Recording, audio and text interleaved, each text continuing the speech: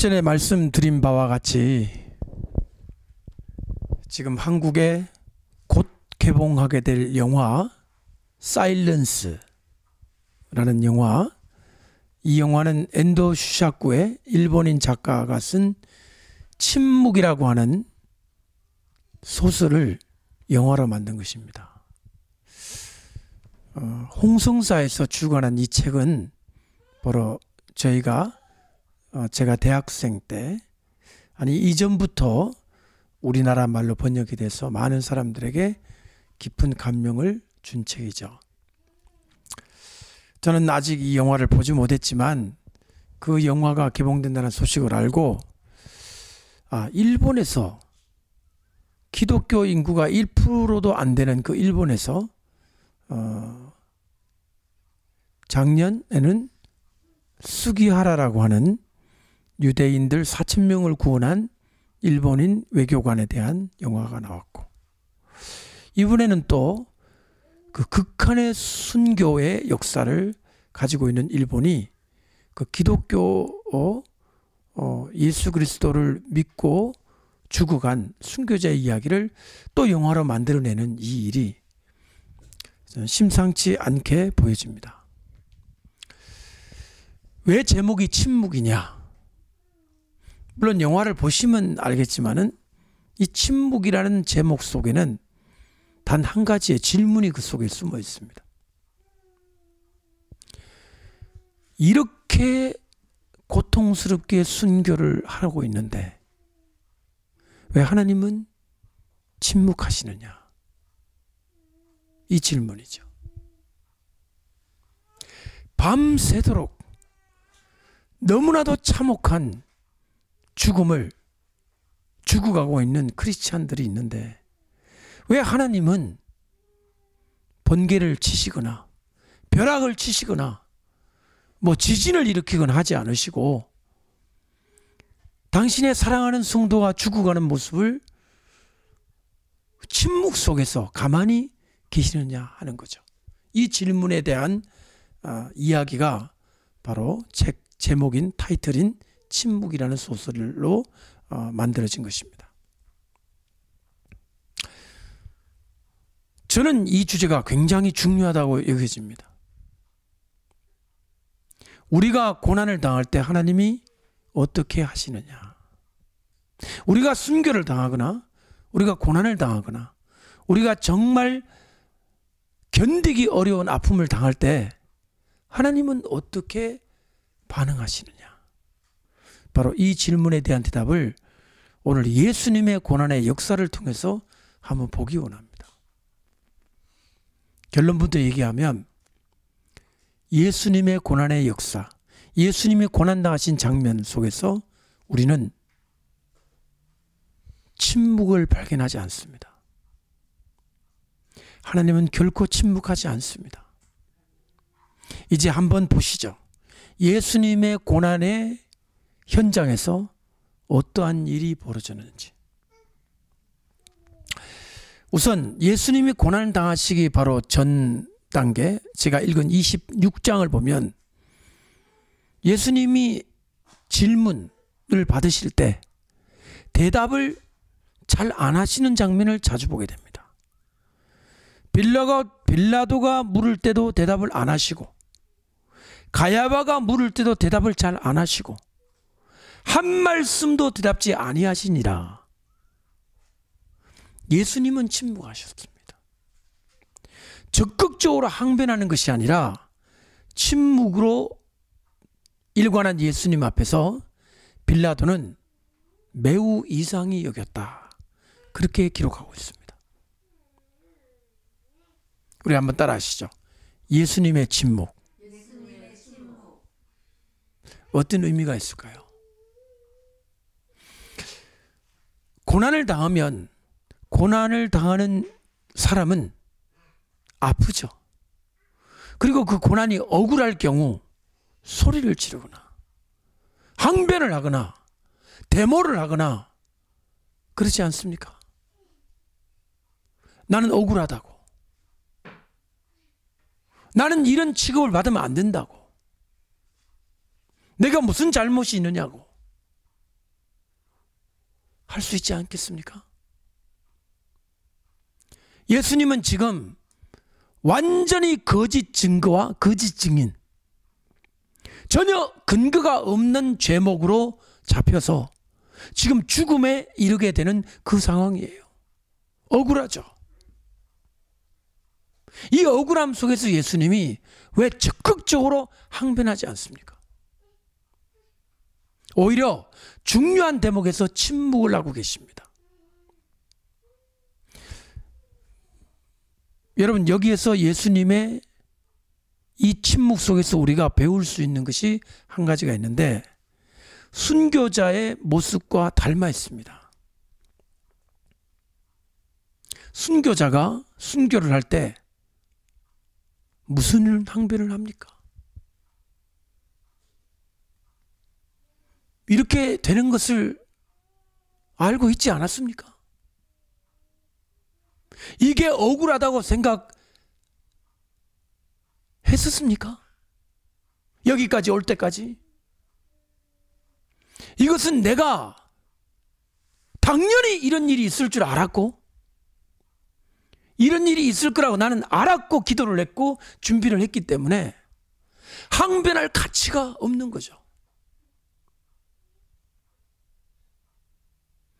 순교를 당하는 한 성도의 모습과 예수님의 이 모습 속에 조용히 제물이 되어가는 양 같은 모습을 보지 않습니까?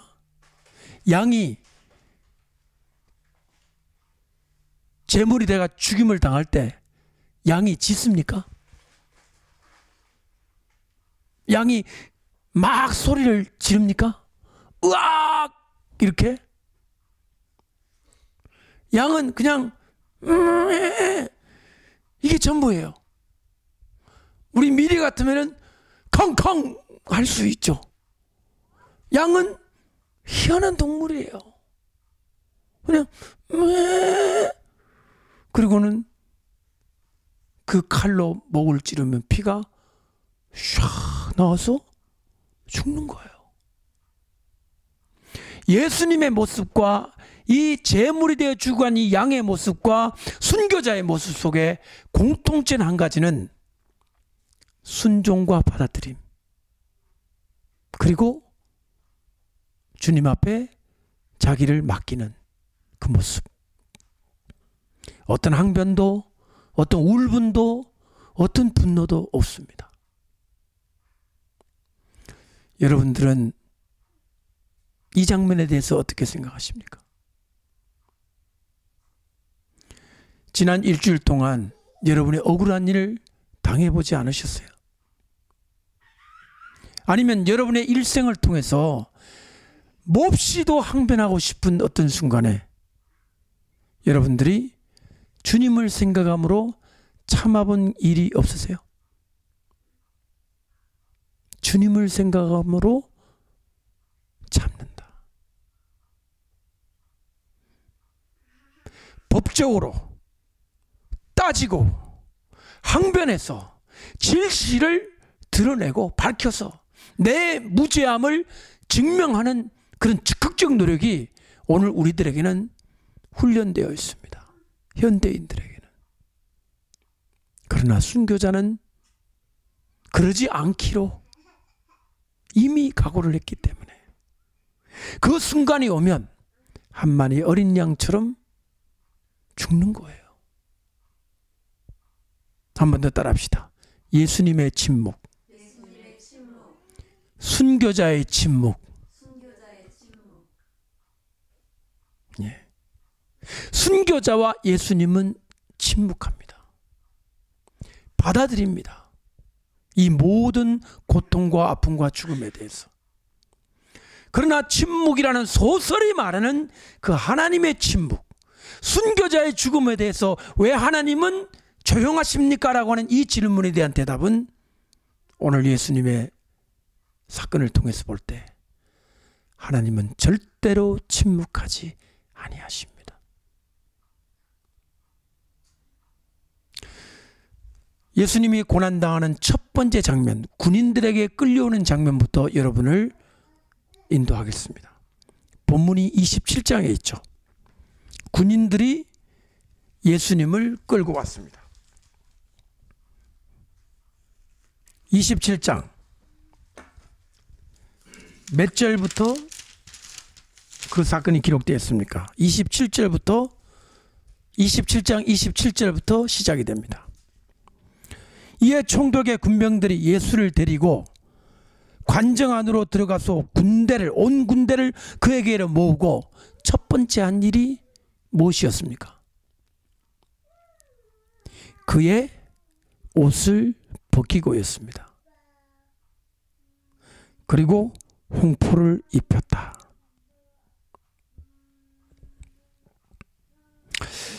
여러분, 예수님의 이 옷을 벗기고 옷을 입히는 이 사건을 주목하셔야 됩니다. 물론 죄수를 때리기 위해서 맨살에다가 채찍으로 때려서 고통을 가하기 위해서는 옷을 벗기죠.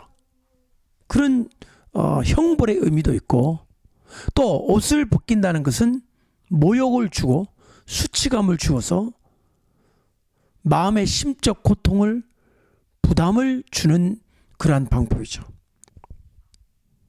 예수님이 옷을 벗겼습니다. 군인들이 예수님의 옷을.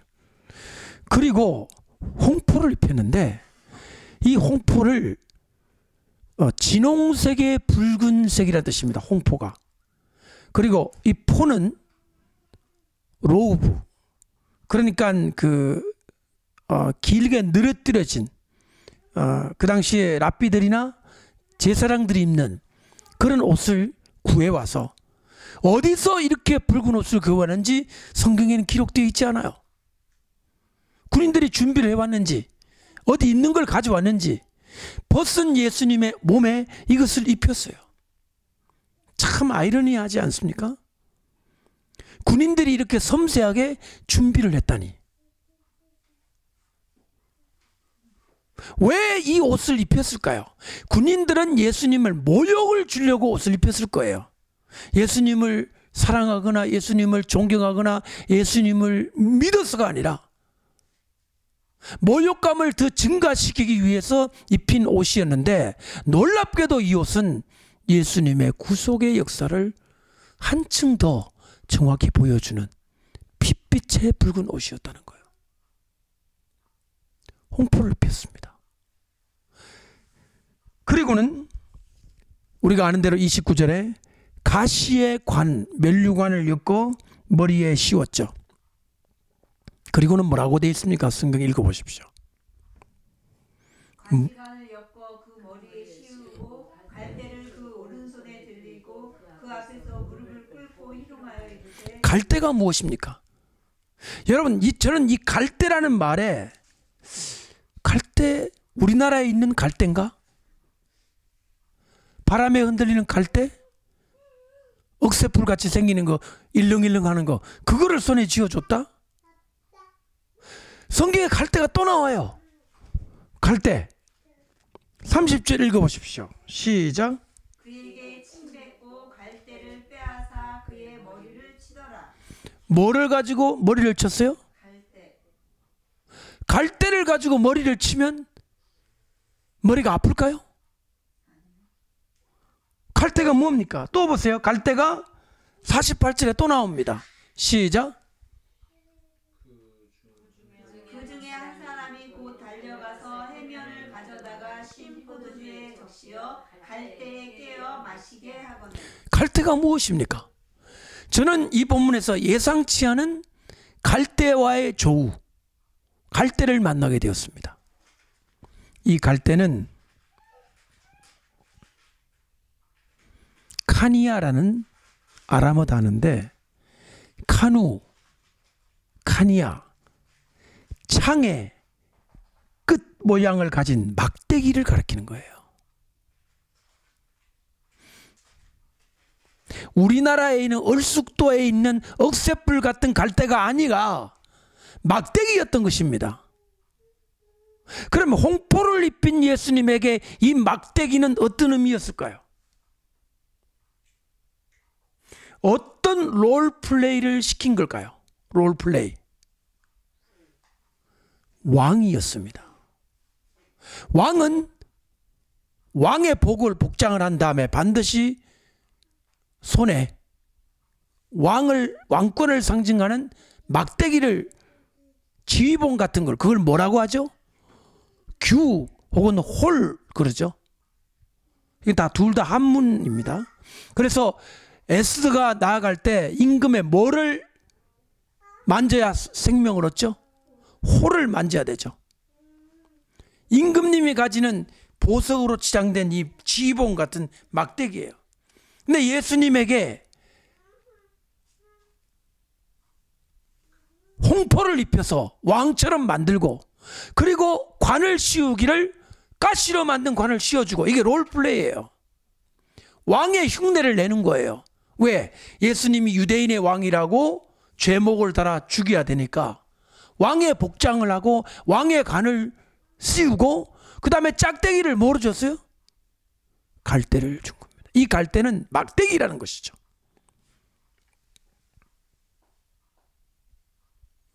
갈대라는 단어는 우리 한국 사람에게 오해를 불러일으킵니다. 막대기예요. 창의 끝 모양을 한 막대기. 이것을 주었습니다. 그리고는 뭐라고 말하느냐? 유대인의 왕이여 평안할지어다. 여러분, 평안할지어다를 성경에 뭐로 되어 있을까요? 샬롬이에요. 샬롬 말라카. 왕이시여 샬롬 하십니까? 여러분, 이것을 히랍으로 봤다면 샬롬으로 안 돼 있겠죠.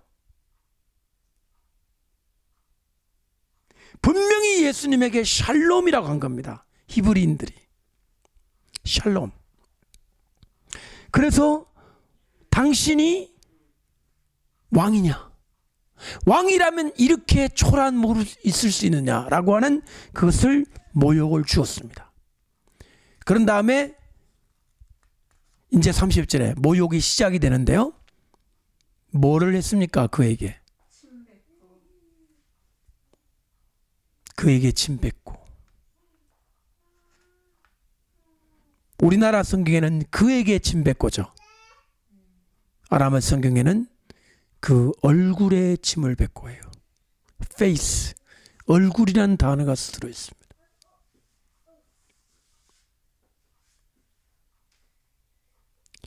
사람에게 침을 뱉는 것은 모욕적인 표현인데, 그것도 어디에다가 침을 뱉으면 더 모욕적이죠?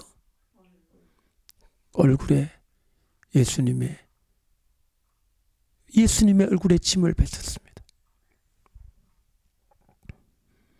그리고 아까 주었던, 롤플레이로 주었던 막대기를 빼앗아 가시관을 쓰고 있는 머리를 때렸습니다. 그러면 가시가 어느 속으로 들어가죠? 예수님의 머릿속으로 파고 들어가요. 예수님의 얼굴에서는 머리에서 가시에 찔린 핏자국이 얼굴로 타고 흘러내려오고 있었습니다. 희롱을 다한 후 홍포를 이제 또 벗깁니다. 롤플레이가 끝났습니다. 군인들이 예수님을 가지고 놓은 것이죠. 그리고는 홍포를 다시 벗기고, 그 다음에 그의 옷을 입혀 십자가에 못 박으려고 끌고 나갔다.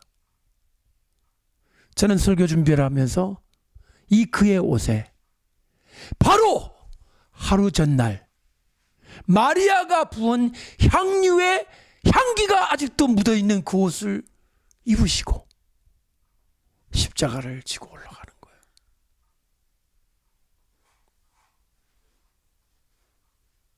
저는 홍포를 입고 올라간 줄 알았어요. 홍포를 입었으니까 홍포 입은 채로 끌려 올라갈 줄 알았는데, 다시 마리아의 향유를 부은 그 옷을 입고. 마리아는 정말 좋은 선물을 한 거 아닐까요? 이 옷을 입으시고 십자가에 달려 못으로 박힐 그 순간까지 예수님의 그 옷에서는 전날 밤 부은 향유가 향기를 바라고 있었다 하는 것이었습니다.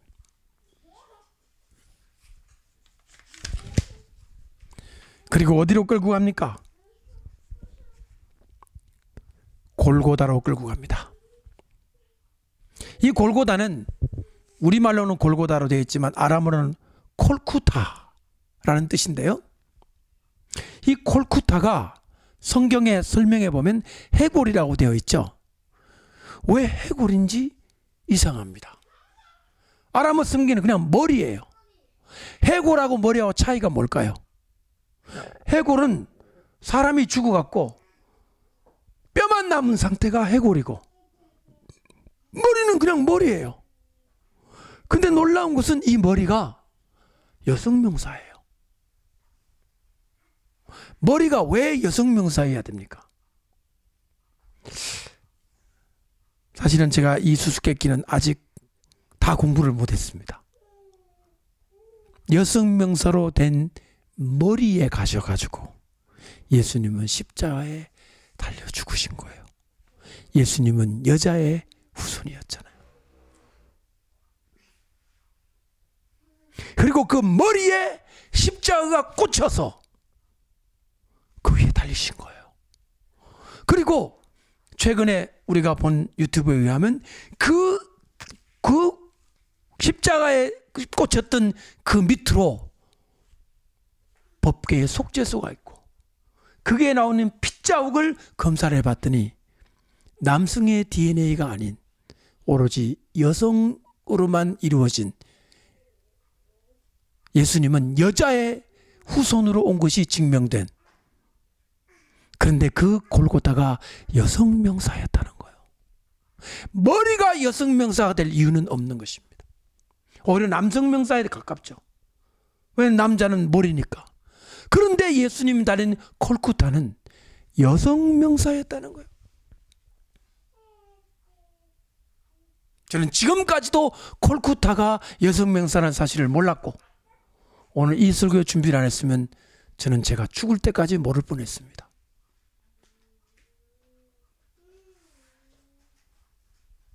그리고 거기서 예수님은 쓸개 탄 포도주를 드세요.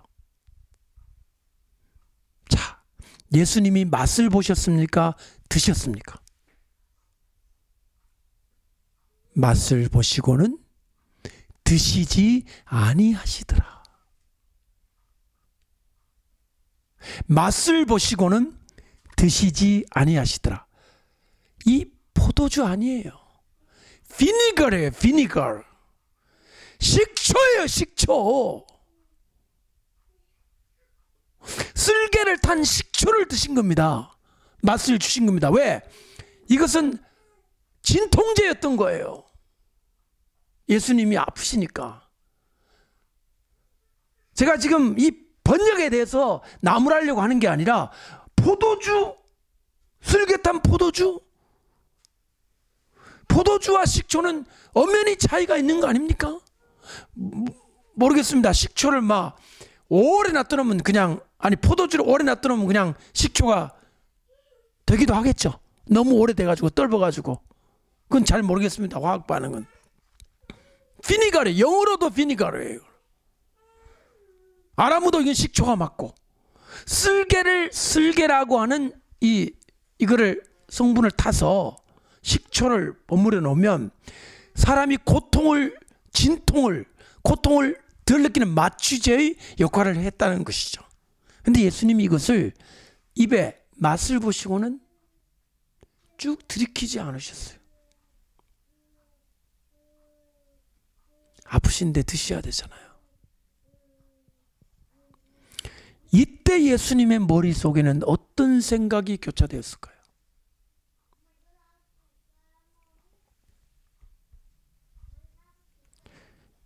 도저히 이해할 수 없는, 사람으로서는 짐작도 할 수 없는 깊고 깊은 생각을 예수님은 지금 하고 계신 거예요. 내가 이것을, 잔을 받아야 한다. 진통제, 마취제를 먹고 넘어가는 것이 아니라 이 아픔, 고통을 다 당해야 한다.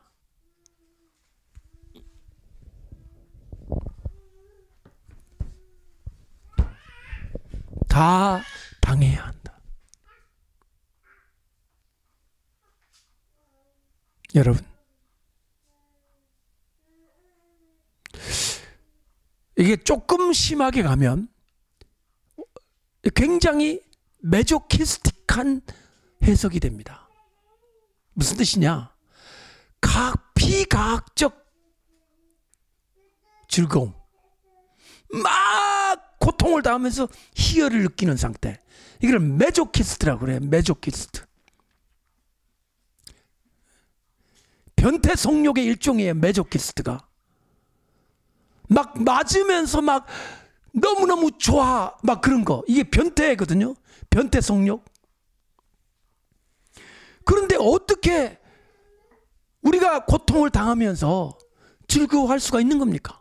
정신이 나가지 않고서는, 미치지 않고서는, 변태 성욕자 같은 완전히 또라이가 아니고서는 고통이 어떻게 즐거울 수 있느냐는 거예요.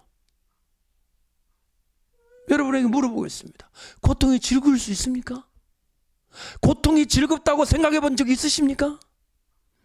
고통을 피하죠. 진통제를 먹거나 잠을 자버리거나 밥을 마구마구 먹거나, 이거 다 뭐예요? 고통을 잊고자 하는 도피 행각이죠. 술을 먹거나 마약을 먹거나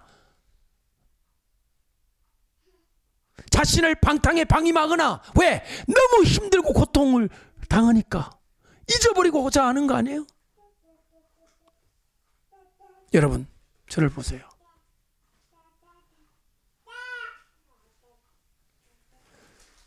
내게 오는 한순간 한순간 아픈 고통들을 이제는 제가 즐기라고는 말 못하겠어요.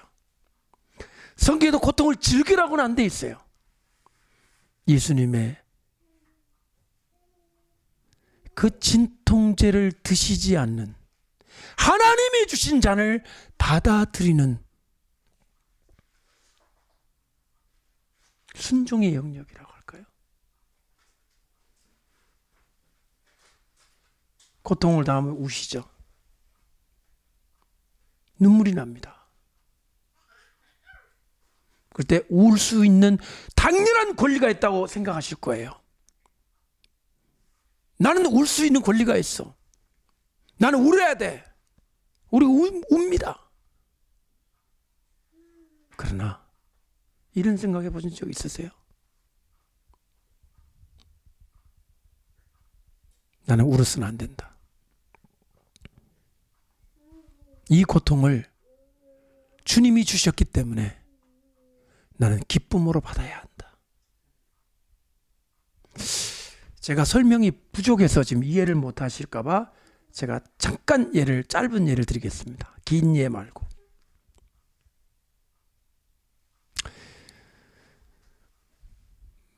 신하가 죄를 지으면요, 임금님이 사약을 내리죠. 그 사약 먹을 때 신하가 어떻게 먹는지 아십니까?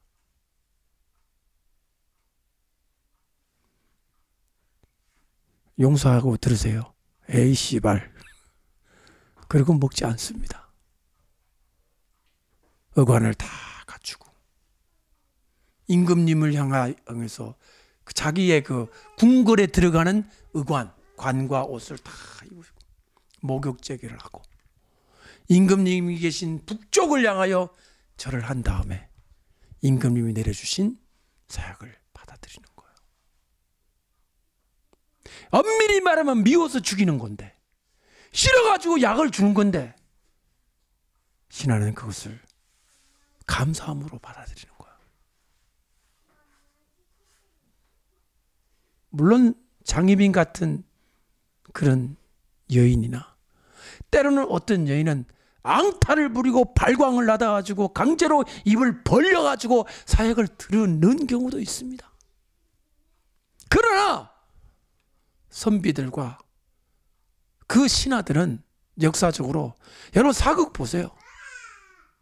이렇게 입 벌려가지고 집어넣고 죽은 선비는 별로 없습니다. 마지막 죽을 때는 그래도 예의를 갖추는 거예요. 자, 하나님이 여러분에게 뭐 사약이 아니라 나를 위해 고난의 잔을 받을 수 있냐라고 줬다고 하십시다. 발로 뻥 차버리겠어요? 아니면 그걸 주님 받아들이겠습니다. 기쁨으로 받아들일까요?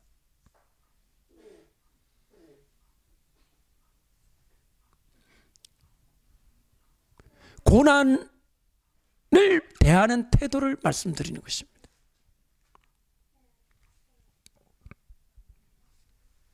예수님은 자신이 받아야 될 그 고난을 하나, 둘 다 새겨서 받아들인 겁니다. 여러분이 주님의 종으로서 혹은 주님의 사람으로 걸어갈 때 10가지, 100가지 고난이 있습니다. 실제적으로 막 팔목이 아프거나 막 다리가 아프거나 아픕니다. 한 번씩 아픔이 올 때, 찌릿하게 올 때 욕이 나옵니까? 주님하고 나옵니까? 저는요, 개인적인 고백을 잠깐 하겠습니다. 언젠가 감기가 왔습니다. 나 약 먹으면 분명히 떨어질 줄 알지만 당해봤습니다. 왜? 주님이 감기를 주셨네? 누가 주셨네? 마귀가 준 거예요, 감기? 주님이 허락한 거 아니에요? 주님이 허락하신 거예요. 아내인 경우는 남편을 허락하셨고, 남편인 경우는 아내를 허락을 했고, 자식인 경우는 부모를 허락했고, 고통이 가득한 부모, 또는 부모에게는 고통이 가득한 자식을 허락한 경우도 있습니다. 너무 싫다, 떠나고 싶다, 이 고통을. 그거예요? 주님이 주신 잔이구나. 받아들이는 거예요. 이것이 너무 심해지면 이해할 수 없는 경지에까지 가게 되죠. 그러나 성경은 분명히 말합니다. 하나님이 주신 것이라면 받아들인다. 달게 받는 고통은 아픔이 아니다. 우리 이정군이 가끔씩 운동을 할 때 고통을 동반한 운동이 있을 겁니다. 근육을 키운다든지 밥을 먹지 않고 다이어트를 해야 된다 할 때 억지로 하는 것이 아니라 내가 받아들여서, 내가 선택을 해서 나는 이 길을 통과해야 돼 라고 했다면은 그 고통은 결코 슬픈 고통이 아니에요. 우리의 삶에 있는 고통들을 주님이 주신 것으로 알고 받아들였으면 좋겠습니다.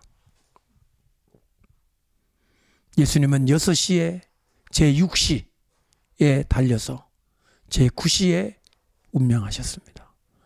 우리가 볼 때는 6시에서 9시니까 3시간 같지만 이스라엘은 1시각이 2시간이죠. 3시간이 아니라 6시간을 달리셨던 거예요. 그리고 제9시가 됐을 때 예수님이 말씀을 합니다. 이 중요한 말이에요. 제9시에 몇 시입니까? 읽어보십시오.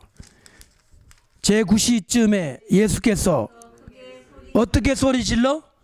크게 소리 질러 이르시되, 그 다음에는 유명한 구절이죠. 다 같이 시작. 엘리 엘리 라마 사박다니. 자, 따라합시다. 엘리 엘리 라마 사박다니. 자, 제가 지금 읽을 테니까 아람으로 따라해 보십시오. 아일 아일 르모나 샤바크토니.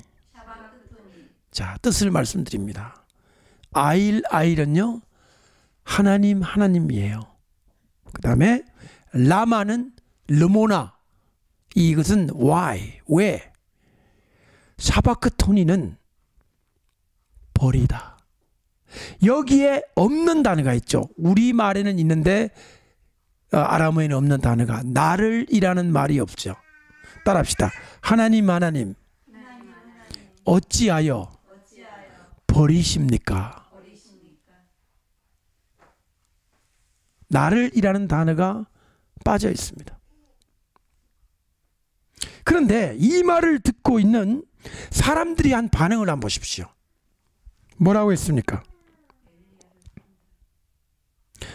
거기 있었던 자 중 어떤 자들이 듣고 이르되 이 사람이 누구를 부른다? 엘리야를 부른다. 엘리야. 제가 그래서 엘리야를 찾아봤어요. 아람어로.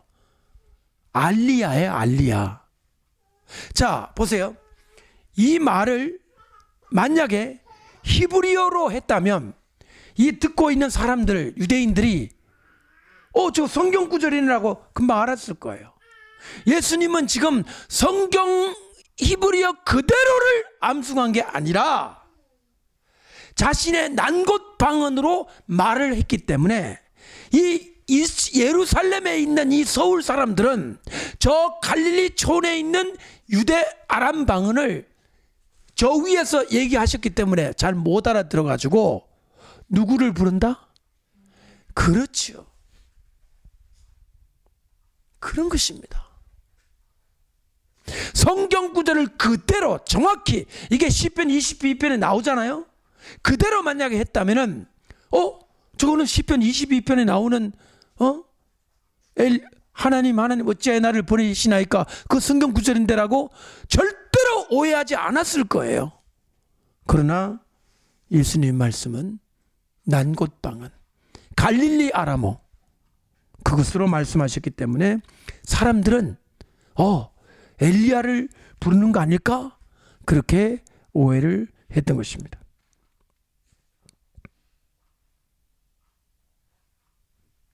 자, 그래서 여기서 또 하나 알 수 있는 것은 예수님의 말씀이 아람에 있다는 걸 알게 됩니다.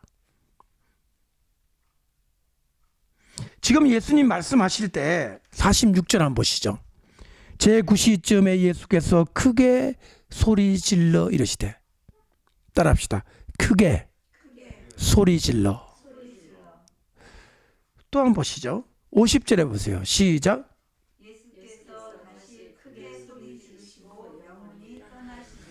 두 번 다 예수님이 부드럽게 말씀하셨습니까? 크게 소리 질렀습니까? 그동안 침묵하셨던 주님, 빌라도 앞에도 말하지 않았던 주님, 지금은 소리를 지르십니다.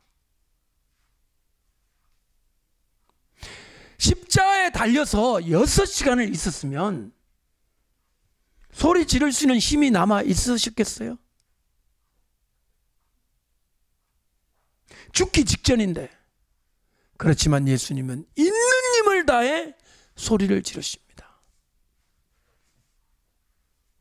엘리 엘리 라마 어찌하여 사바크토니 버리십니까? 저는 이 50절에 나와 있는 두 번째 소리 지르는 사건에 마태는 무슨 말씀인지 기록 안 하고 있죠. 그러나 여러분은 알고 있습니다. 다른 복음서에 보면 내 영혼을 아버지 손에 맡기나이다. 그 소리를 지르신 거예요. 그리고는 영혼이 떠나시니라. 자, 이와 같은 장면 속에 일단 예수님이 십자가를 달리는 이 극적인 장면에 제가 처음에 제시했던 질문, 하나님은 어떻게 반응하시느냐? 그 다음 보시죠. 첫 번째는요, 하늘이 어두워진 사건이 45절에 기록이 되어 있습니다. 제6시로부터 온 땅에 어둠이 임하여 제9시까지 3시간이 아니라고 했습니다. 6시간 동안 완전한 깜깜한 상태가 지속이 됩니다. 첫 번째, 하늘이 반응한 것입니다. 하나님의 말씀이 증거될 때, 시편 50편에 나오는 말씀이에요. 하나님의 말씀이 증거될 때 자연계가 반응한다는 거예요. 그런데 지금 예수님이 십자가에 달려 돌아가시는 이 사건은 인류에 단 한 번 있는 사건이란 말이에요. 하늘이 반응하기를 어두움으로 반응을 하는 거죠. 두 번째는 성전 휘장이 찢어진 사건이 51절에 있습니다. 지성소를 가르는, 절대로 들어갈 수 없는 지성소에 있는 휘장이 위로부터 아래로 찢어집니다. 밑에서 찢어져 올라가는 것이 아니라 하나님이 찢으셨기 때문에 위에서부터 기적적인 방법으로 찢어져서 밑으로 내려오는 거예요.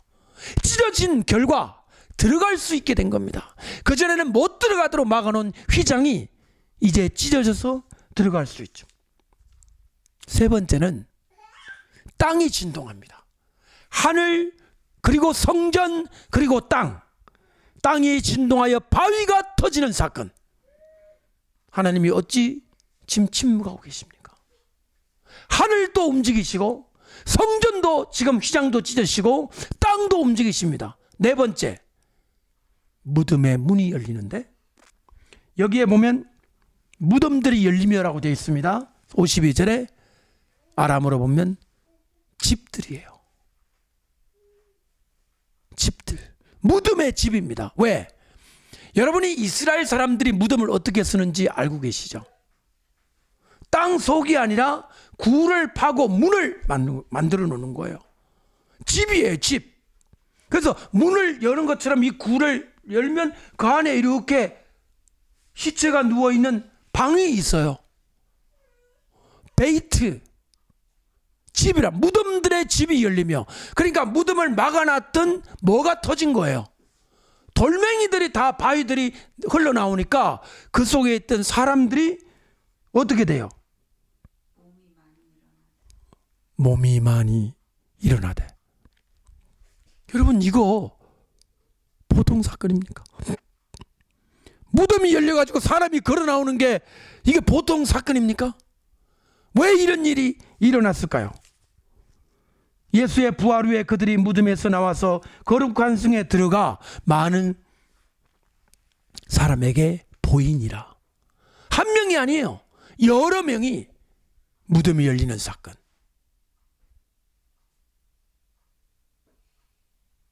무슨 얘기를 하고 싶은 거냐? 무엇을 여기서 배우고 싶은 거냐? 하나님은 침묵하지 않는다입니다. 저를 보십시오.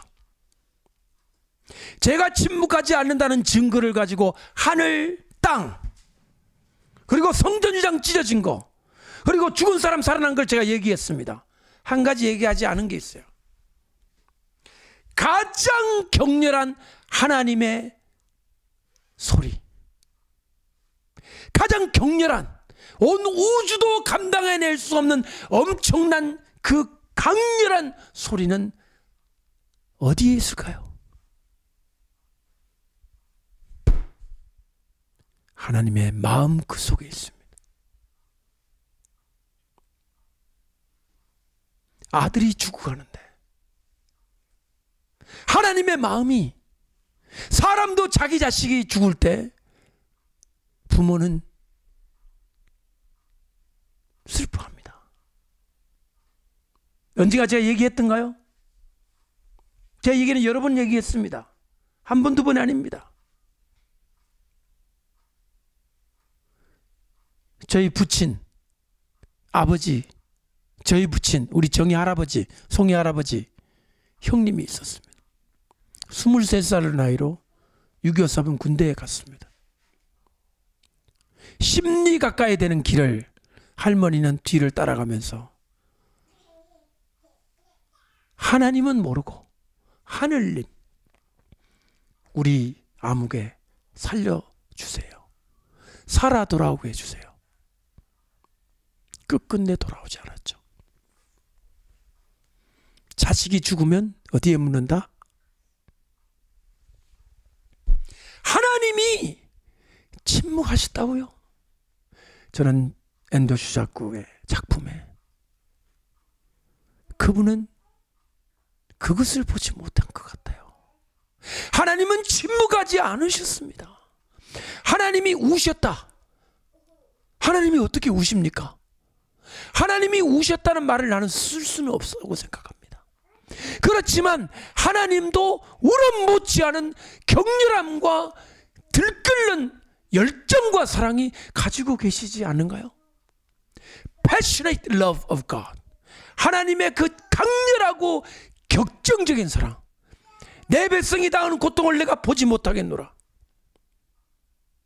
히브리 백성들이 죽어갈 때 하나님은 과연 가만히 편안히 아주 행복한 시간을 보내셨을까요? 아니면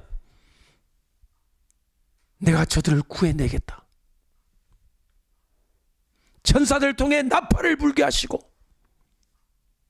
불을 보내 땅을 치시고 10가지 재앙으로 치시고 애굽의 신들을 멸하시고 벌하시고 하지 않을까요?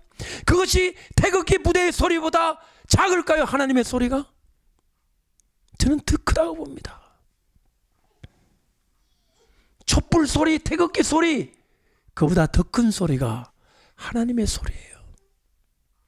안 들린다고 침묵이라고 말하지 말라 이겁니다. 그것을 들을 수 있는 귀가 기도하는 사람에게는 있어야 합니다. 하나님이 우신다, 하나님이 통곡하신다, 하나님이 울부짖는다, 이런 표현은 하나님에게는 차마 하나님의 영광과 그분의 지엄하심 때문에 붙이기가 어려운 동사입니다만은 하나님에게 그보다 더 강한, 천만 배 억만 배 더 강한 그분의 열정적인 사랑이 그분에게 있으시다. 저는 그렇게 봅니다.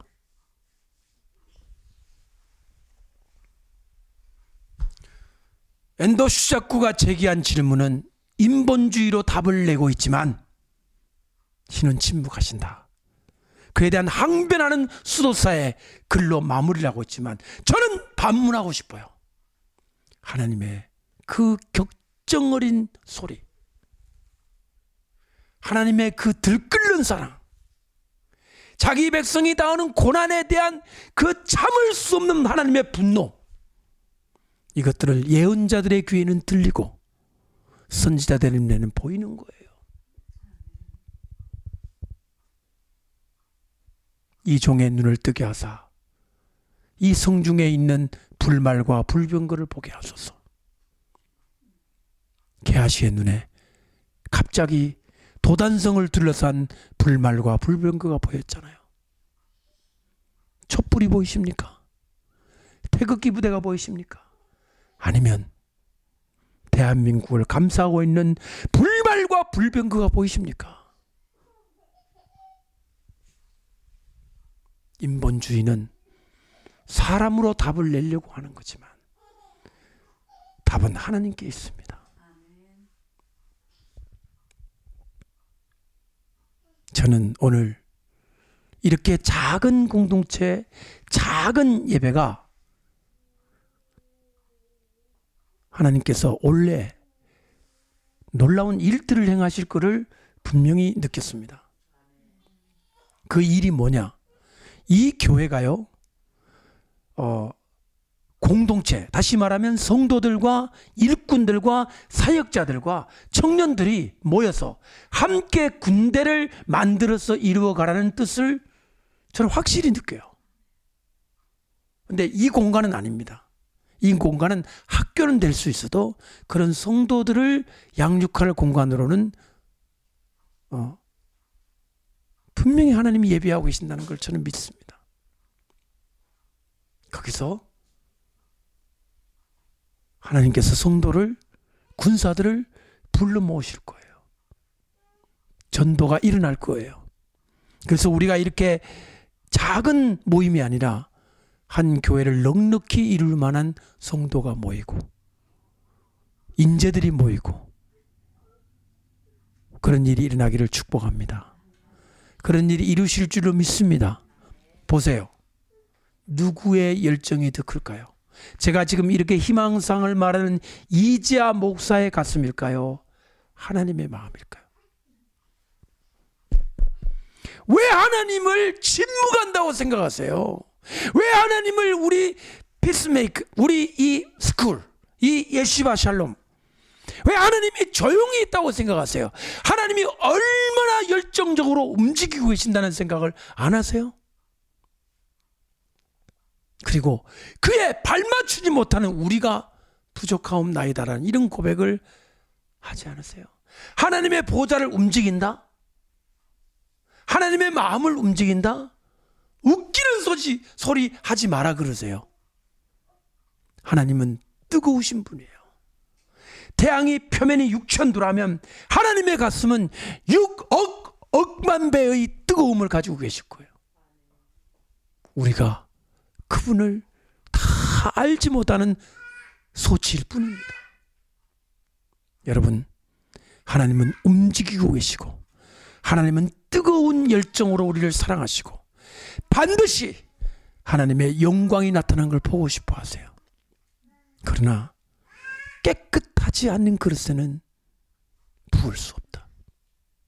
정결하지 않은 그릇에는 하나님의 은혜를 담을 수 없다. 우리가 중요한 것은 기도와 회개를 통해서 은혜의 불을 받을 수 있는 화로, 은혜의 불을 받을 수 있는 금향로가 되는 것이 중요하지, 하나님이 침묵한다고 생각해서는 아니 될 것입니다. 기도하겠습니다.